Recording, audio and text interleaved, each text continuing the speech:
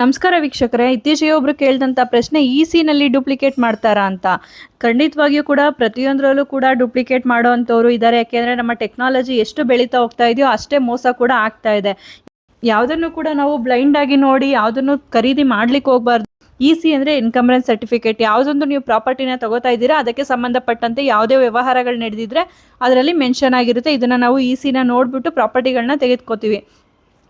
ನಲ್ಲಿ 2 ರೀತಿಯಾಗಿ ಬರುತ್ತೆ. ಒಂದು ಮ್ಯಾನ್ಯುಯಲ್ ಒಂದು ಕಂಪ್ಯೂಟರೈಸ್ಡ್ 2004ಕ್ಕಿಂತ ಮೊದಲು ಬೇಕಾದಂಥ ಯಾವುದೇ ದಾಖಲಾತಿಗಳನ್ನ ನೀವು ತೆಗೆದುಕೋಬೇಕಾದ್ರೆ ಅದು ಮ್ಯಾನ್ಯುಯಲ್ ನಲ್ಲೇ ಕೊಡುವಂಥದ್ದು. 2004ರ ನಂತರ ನಿಮಗೆ ಕಂಪ್ಯೂಟರೈಸ್ಡ್ ಬರೋ ಅಂಥದ್ದು.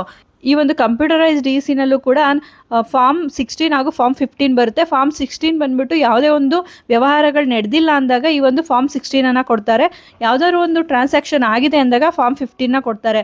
ಈ ಒಂದು ಫಾರ್ಮ್ 15 ನಕಲಿ ದಾಖಲೆಗಳನ್ನ ಸೃಷ್ಟಿ ಮಾಡುವಂಥದ್ದು. ಇದರಲ್ಲಿ ಮ್ಯಾನ್ಯುಯಲ್ ಗಿಂತ ಹೆಚ್ಚಾಗಿ ಈ ಕಂಪ್ಯೂಟರೈಸ್ಡ್ ಏನಿರುತ್ತೆ ಇದರಲ್ಲಿ ಅವರು ಕೆಲವೊಂದು ಎಡಿಟಿಂಗ್ಗಳನ್ನ ಮಾಡಿ ಮೋಸ ಮಾಡುವಂಥ ಚಾನ್ಸಸ್ ತುಂಬಾ ಇರುತ್ತೆ. ಇದನ್ನ ನೀವು ಹೇಗೆ ಪತ್ತೆ ಹಚ್ಚಬಹುದು ಅನ್ನೋದಾದ್ರೆ ಈ ಒಂದು ಕಂಪ್ಯೂಟರೈಸ್ಡ್ ಗಳಲ್ಲಿ ಸ್ಕ್ಯಾನಿಂಗ್ ಕೋಡ್ ಅನ್ನ ಕೊಟ್ಟಿರ್ತಾರೆ.